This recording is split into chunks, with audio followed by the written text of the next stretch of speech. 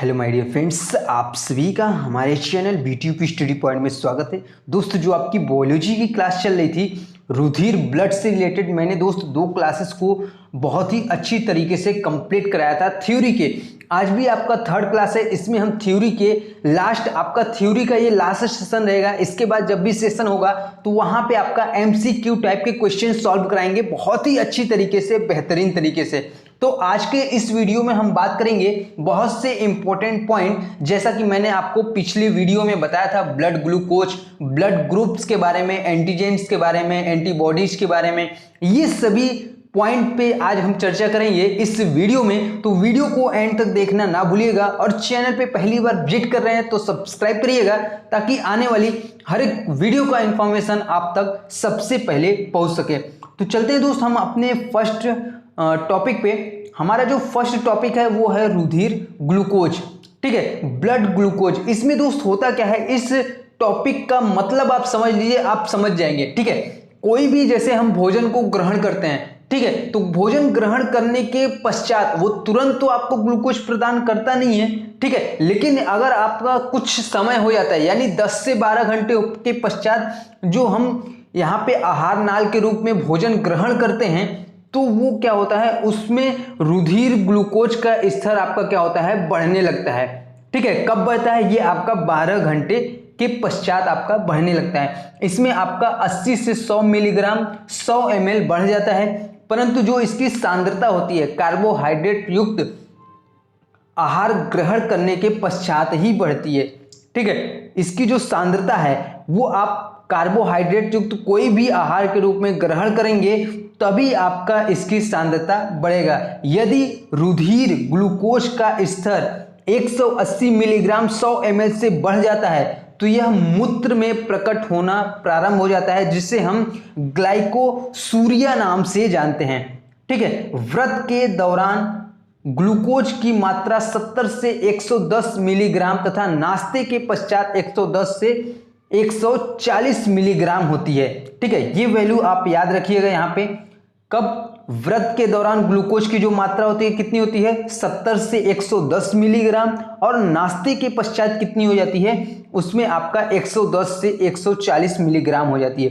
क्यों, नाश्ते के पश्चात वो आपका क्विक एनर्जी प्रदान करता है, इसलिए वहां पे आपका क्या होता है, जो ग्लूकोज का स्तर होता है वो काफी तेजी से आपका बढ़ जाता है। जैसे आप कोई भी ग्लूकोज के रूप में कोई भी आप जूस पीते हैं जैसे, तो वहां पे भी आपकी ग्लूकोज की मात्रा क्या होता है, तुरंत आपका बढ़ा देता है, ठीक है। तो इसलिए इसका जो आपका 70 से 100 110 ml वो आपका ग्लूकोज का स्तर है, कब है, वो आपका व्रत के दौरान है, और 110 से 140 कब होता है, वो आपका नाश्ते के दौरान होता है। नेक्स्ट टॉपिक पे बात करते हैं दोस्त। हमारा अगला टॉपिक है रुधिर कोलेस्ट्रॉल, ठीक है। ये भी आपका एक इंपॉर्टेंट पॉइंट है, इसको आप समझने की कोशिश करिएगा।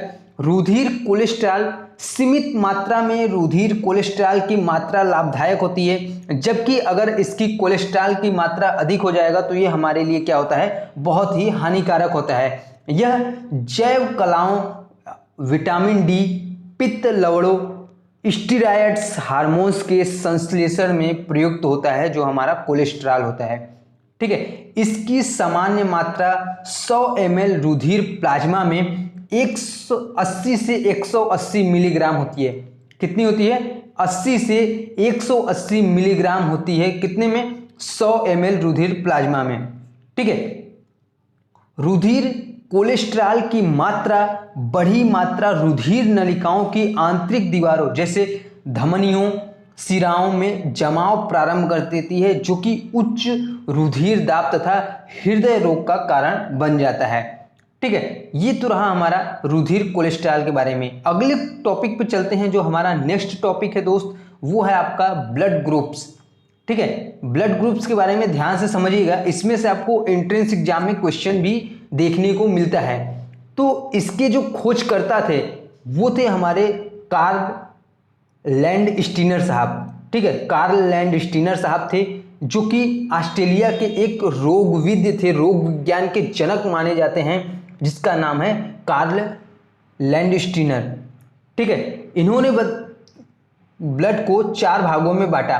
कौन कौन सा, ए बी और ओ, ठीक है, ये आपके 4 टाइप के हो गए ब्लड ग्रुप। इन्होंने 4 टाइप में डिवाइड कर दिया ब्लड ग्रुप के, जिसमें से ए बी और ओ। जिसमें से ए बी की बात करें, ए बी और ओ, ठीक है, ए बी और ओ, इसका खोज आपका लैंड स्टीनर साहब के द्वारा 1900 ईस्वी में किया गया। कब इन्होंने किया था? 1900 ईस्वी में किया था। कौन कौन सा ग्रुप? ए बी और ओ ग्रुप, ठीक है, 3 ग्रुप की खोज इन्होंने किया था लैंड स्टीनर साहब ने सन 1900 ईस्वी में। जबकि जो आपका ए बी एक बच रहा है ना, इसका खोज किसने किया था? तो इसका खोज डिकास्टेलो और स्टर्ले साहब ने 1902 ईस्वी में किया था। किन्होंने किया था? डिकास्टेलो और स्टर्ले साहब ने 1902 ईस्वी में ए बी की खोज की थी, ठीक है। तो रुधिर वर्ग ए बी ओ, ये तीनों क्या हैं? ये प्रतिजन की उपस्थिति पर आधारित होते हैं, ठीक है, ये प्रतिजन की स्थिति पर आधारित होते हैं। प्रतिजन होता क्या है? ये आपका एंटीजेंस होता है। आपने अभी कोविड में टेस्ट कराया होगा, एंटीजन टेस्ट। तो ये हमारा क्या होता है, जो जिसमें कि जो आपका एक सैंपल लेके जिसमें टेस्ट करते हैं, वो आपका लार का माध्यम से, तो वो चीज़ें आपका यहाँ पे एंटीजन कहलाता है। वो चीज़ें मैं आपको आगे भी अच्छी तरीके से बताऊंगा, ठीक है। ये आपका रुधिर वर्ग ए बी ओ प्रतिजन की उपस्थिति पर आधारित होता है। और इसमें आपका जो ए बी होता है, ठीक है, ए बी आपका सार्वत्रिक ग्राही होता है, यूनिवर्सल रेसिपिएंट होता है। और जबकि ओ जो होता है वो हमारा सार्वत्रिक दाता होता है, यूनिवर्सल डोनर जिसको हम कहते हैं, ठीक है। यूनिवर्सल डोनर का मतलब जिसका अगर रुधिर वर्ग ओ है तो वो क्या होता है? सार्वत्रिक दाता होता है, यानी किसी भी ग्रुप को, यानी A B O A B किसी भी ग्रुप को दे सकता है। और जो हमारा ए बी होता है वो सार्वत्रिक ग्राही होता है, किसी का भी ब्लड यहाँ ये आपका ले सकता है ए बी, ठीक है। तो ब्लंडेल साहब ने 1825 ईस्वी में रुधिर आधान की तकनीक खोजी। रुधिर आधान क्या होता है? ये आपका ब्लड ट्रांसफ्यूजन की इन्होंने खोज की थी ब्लंडेल साहब ने 1825 ईस्वी में, ठीक है। तो ये रहा दोस्त आपके रुधिर जो आपका ब्लड ग्रुप से रिलेटेड। अब हम नेक्स्ट अपने अगले पॉइंट पे चलते हैं, वो हमारा है प्रतिजन, जिसको हम बोलते हैं इंग्लिश में एंटीजेंस, ठीक है। ये प्रतिरक्षी के निर्माण के लिए उद्दीपक है, ठीक है। ये एग्लूटिनोजन भी कहलाती हैं, इनका नाम एग्लूटिनोजन भी है, ठीक है। ये आरबीसी की सतह पर पाई जाती हैं। जो हमारा एंटीजेंस होता है ये आरबीसी की बिल्कुल सतह पे ही पाई जाती हैं। एंटीजन ए और बी 2 टाइप की होती हैं, ठीक है। एंटीजन जो है वो आपके ए और बी 2 प्रकार की होती हैं। अगला दोस्त हम बात करते हैं यहाँ पे एंटीबॉडीज की, ठीक है। एंटीबॉडीज की बात करते हैं, इन्हें हम एग्लूटिन्स भी कहते हैं, ठीक है। एंटीबॉडी को हम एग्लूटिन्स भी कहते हैं। ये रुधिर प्लाज्मा में उपस्थित होती है। ये कहाँ पे होती है? ये आपका रुधिर प्लाज्मा में उपस्थित होती है। जबकि जो आपका एंटीजेंस है वो कहाँ होता है? वो आपका आरबीसी की सतह पे पाई जाती है, ठीक है। ये लसिका नोड तथा लसिका ग्रंथियों में बनती है, ठीक है। जो आपका एंटीबॉडी है कहाँ पे बनता है? ये आपका लसिका नोड और लसिका ग्रंथि में बनती है, ठीक है। ये ग्लोब्यूलिक प्रोटीन के द्वारा बनी होती है, ठीक है। कौन सी प्रोटीन के द्वारा? ग्लोब्यूलिन, ठीक है। ग्लोब्यूलिन प्रोटीन के द्वारा ये आपका बनी होती है एंटीबॉडीज, ठीक है। प्रतिरक्षी भी आपका ए और बी 2 टाइप के होते हैं, ठीक है। ए और बी अभी मैं यहाँ पे आपको क्लियर करता हूँ। जैसे आपका उपस्थित प्रतिजन, उपस्थित प्रतिरक्षी, या रुधिर दिया जा सकता है, रुधिर ग्रहण किया जा सकता है। एक आपका मैं आपको कॉलम बता रहा हूँ यहाँ पे, विभिन्न रुधिर समूहों के लिए प्रतिरक्षी एवं प्रतिजन, ठीक है, जो आपका एंटीजन है और एंटीबॉडीज है। तो जो आपका यहाँ पे ए ग्रुप है, ब्लड ग्रुप ए है, ब्लड ग्रुप बी है, या ब्लड ग्रुप ओ है, या ए बी है, ये सभी क्या है? अगर हम ए की बात करें, ठीक है, अगर हम ब्लड ग्रुप ए की बात करें तो इसमें जो उपस्थित प्रतिजन होता है वो कौन सा होता है? ए होता है, ठीक है। इसे आप लोग नोट करिए, इसमें उपस्थित प्रतिजन क्या होता है? ए होता है। जबकि प्रतिरक्षी क्या होता है? जो आपका एंटीबॉडीज होता है इसमें, वो आपका बी होता है, ठीक है। ये रुधिर दिया जा सकता है, किसको देते हैं? ये आपका ए और बी दोनों को ही यहाँ पे दे सकता है, किसको? ए को भी दे सकता है और ए बी को दे सकता है। कौन? ए। ठीक है, रुधिर जिससे ग्रहण किया जाता है ये आपका ग्रहण करेगा ओनली ओ से करेगा। ठीक है, जो कि हमारा सार्वत्रिक यहाँ पे यूनिवर्सल डोनर है उससे करेगा और ए से करेगा। ठीक है, ये तो रहा ए का। अब हम बात करते हैं यहाँ पे बी समूह की। ठीक है, ध्यान से समझिएगा, जो आपका ब्लड ग्रुप बी है, अगर हम इसमें उपस्थित प्रतिजन की बात करें, प्रतिजन मतलब एंटीजेंस, इसमें एंटीजेंस की बात करें तो एंटीजेंस आपका इसमें बी टाइप का होता है। ठीक है, जो कि मैंने अभी बताया, जो एक एक चीज आप ग्राफ के माध्यम से यहाँ पे समझिएगा। इसमें आपका एंटीजन क्या होता है, वो आपका बी होता है, जबकि एंटीबॉडीज क्या होता है, वो आपका स्मॉल ए होता है। ठीक है, ये आपका रुधिर किसको दे सकता है, तो ये आपको बी को दे सकता है और ए बी को दे सकता है। ठीक है, जो हमारा बी है ये बी को दे सकता है और ए बी को दे सकता है। और किससे ये ग्रहण कर सकता है, जो हमारा बी है किससे किससे ग्रहण कर सकता है, तो ओ हमारा ओ से ग्रहण करेगा। ओ से सभी ग्रहण करेंगे, क्यों? क्योंकि वो हमारा क्या है, यूनिवर्सल डोनर है। ठीक है, तो ओ हो गया और ये बी से भी आपका क्या होगा, ये ग्रहण कर सकता है। ठीक है, अब बात करते हैं हम ब्लड ग्रुप तीसरे की। तीसरा हमारा क्या था ब्लड ग्रुप, यहाँ पे ए बी की बात कर लेते हैं। ठीक है, ए बी की बात कर लेते हैं यहाँ पे। तो ये इसमें जो प्रतिजन होता है, एंटीजेंस क्या क्या होते हैं, तो एंटीजेंस इसमें ए भी होते हैं और बी भी होते हैं। तो ए तथा बी इसमें आपका एंटीजेंस पाए जाते हैं। और इसमें जो उपस्थित प्रतिरक्षी होते हैं, यानी कि एंटीजन, इसमें कोई भी एंटीजन नहीं पाया जाता है। ठीक है, वेरी इंपॉर्टेंट क्वेश्चन है, ध्यान से समझिएगा। ए बी में जो आपके उपस्थित प्रतिरक्षी होती हैं, यानी कोई भी एंटीबॉडी जिसमें नहीं पाया जाता, जो आपका ए बी होता है। ठीक है, ये किसको किसको दे सकते हैं, जो आपका ए बी है वो केवल और केवल ए बी को दे सकता है। किसको? ए बी को दे सकता है और किसी को भी नहीं दे सकता।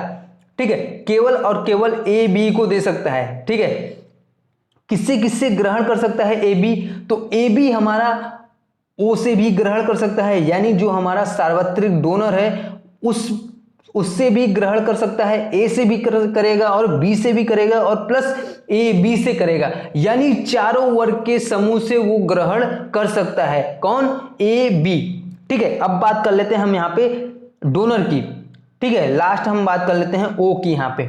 ठीक है, डोनर की बात कर लेते हैं। इसमें कोई भी आपका प्रतिजन उपस्थित नहीं होता है। प्रतिरक्षी की बात करें, एंटीबॉडीज की बात करें, तो एंटीबॉडीज ए और बी दोनों आपके इसमें उपस्थित होते हैं। ठीक है, अगर हम बात करें रुधिर किसको दिया जा सकता है, तो रुधिर ये आपको सभी को देगा। किसको? सभी को देगा, ओ, ए, बी और ए बी। लेकिन ध्यान से समझिएगा, ये रुधिर लेगा किससे, ये बस आपका केवल ओ से लेगा, यानी जो डोनर होगा बस उसी से लेगा, ए बी, और ए बी से ये कभी भी ब्लड नहीं लेगा। ठीक है, तो ये रही आपके चारों पॉइंट, इसे आप लोग नोट करिएगा। और अभी जो हम बताने वाले हैं आरएच फैक्टर के बारे में, ये आपका वेरी इंपॉर्टेंट पॉइंट है, इसे आप नोट करिएगा। जो हमारा आरएच फैक्टर होता है, ये हमारा आरएच प्रतिजन से संबंधित होता है, ये हमारा आरएच एंटीजन से संबंधित होता है।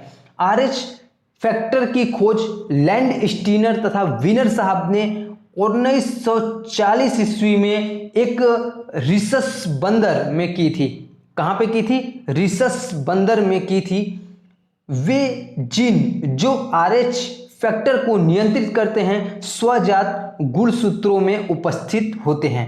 ठीक है, जो भी आपके आरएच फैक्टर को नियंत्रित करेंगे वो कहाँ पे उपस्थित होंगे? स्वजात गुणसूत्रों पर भी उपस्थित होते हैं। आजकल प्रत्येक आरएच माइनस महिला को प्रथम जन्म के पश्चात सुरक्षा के लिए लेग दिया जाता है। क्या दिया जाता है? IgG दिया जाता है। ठीक है, कैपिटल IG और G। ठीक है, ये आपका दिया जाता है प्रत्येक महिला को, जो हमारा RH माइनस फैक्टर है। ठीक है, और जो हमारा RH प्लस, इसमें क्या होता है दोस्त, यहाँ पे समझने की कोशिश करिएगा एक पॉइंट। और इसमें जो हमारा RH प्लस होता है, RH प्लस होता है और RH माइनस होता है। ठीक है, RH प्लस जो होता है वो हमारा पुरुष, RH माइनस जो होता है वो हमारा नारी। ठीक है, नारी, इसमें क्या होता है कि जैसे कोई भी रक्ताणु हो गया, ठीक है, रक्ताणु के लिए ही इसको RH माइनस और RH प्लस दो फैक्टर में डिवाइड किया गया है। जैसे मनुष्य के रुधिर में कोई भी प्राकृतिक RH प्रतिरक्षी नहीं पाई जाती, परंतु RH प्लस रुधिर को RH माइनस रुधिर के साथ मिलाया जाए तो जो हमारा प्रतिरक्षियों का निर्माण जो होता है वो प्रारंभ होता है। अर्थात RH माइनस रुधिर में RH प्लस प्रतिरक्षी के प्रति प्रतिरक्षी बनते हैं, यानी एंटीबॉडीज वहां पे बनते हैं जब हम दोनों को मिक्स कर देते हैं। ठीक है, RH मनुष्य तथा RH नारी का विवाह सही नहीं होता, क्योंकि इसके कारण होने वाले जो प्रथम जन्म तो सुरक्षित होता है, लेकिन जब दूसरा घातक होता है। इस रोग को गर्भ रक्ताणु कोरता के नाम से भी जानते हैं। ठीक है, तो आशा करते हैं जो मैं पॉइंट आपको बता रहा हूं वो चीजें आप तक समझ में आ रही है। नेक्स्ट दोस्त हमारा नेक्स्ट पॉइंट था वो हमारा था रुधिर स्कंदन का। ठीक है, आप यहाँ पे नोट कर लीजिए ब्लड क्लोटिंग के बारे में। ठीक है, मैं आपको यहाँ पे बता दे रहा हूँ ठीक है, रुधिर स्कंदन, आप इसको भी नोट कर लीजिए यहाँ पे। ठीक है, रुधिर स्कंदन है, इसको इंग्लिश में हम लोग बोलते हैं ब्लड क्लोटिंग। ठीक है, ब्लड क्लोटिंग के नाम से जानते हैं। यह क्षति के पश्चात रुधिर स्कंदन बनने की प्रक्रिया है। ठीक है, जो हमारा ब्लड क्लॉट बनता है तो इस प्रक्रिया, ये जो कोई भी क्षति होता है इसके पश्चात रुधिर स्कंदन की बनने की प्रक्रिया हमारा क्या कहलाता है? रुधिर स्कंदन कहलाता है। रुधिर स्कंदन का सामान्य जो समय होता है वो होता है 3 से 8 मिनट। कितना होता है दोस्त? 3 से 8 मिनट। इसके पश्चात आपका रुधिर बनने लगता है।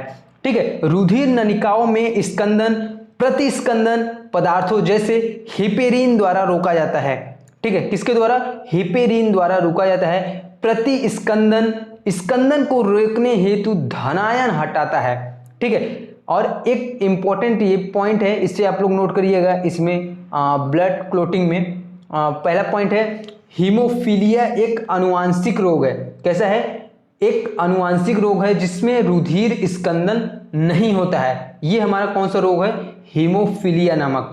ठीक है, तो आशा करते हैं दोस्त जो भी चीजें मैंने आपको रुधिर स्कंदन या ब्लड ग्रुप्स के बारे में, एंटीजन एंटीबॉडी, जो भी चीजें बताएं आज के इस वीडियो में अच्छी तरीके से समझ में आ गया। नेक्स्ट जो हमारा क्लास होगा वो दोस्त आपका MCQ टाइप के क्वेश्चन होगा, बहुत ही अच्छी तरीके से दोस्त उसको हम कोशिश करेंगे कि एक वीडियो में कंप्लीट कर दें, ताकि हमारा नेक्स्ट जो क्लास रहेगा बायोलॉजी का वो आपके लिए वेरी इंपॉर्टेंट होने वाला है। उसमें हम मानव तंत्र यानी ह्यूमन सिस्टम के बारे में बहुत ही अच्छी तरीके से बताने वाले हैं। एक एक चीज बहुत ही अच्छी तरीके से समझाएंगे। आशा करते हैं आज की वीडियो आपको पसंद आई होगी। वीडियो अच्छा लगा हो दोस्तों लाइक करिएगा, दोस्तों में भी शेयर करिएगा, ताकि क्लासेस का इंफॉर्मेशन और भी स्टूडेंट के पास पहुंच सके। Thank you.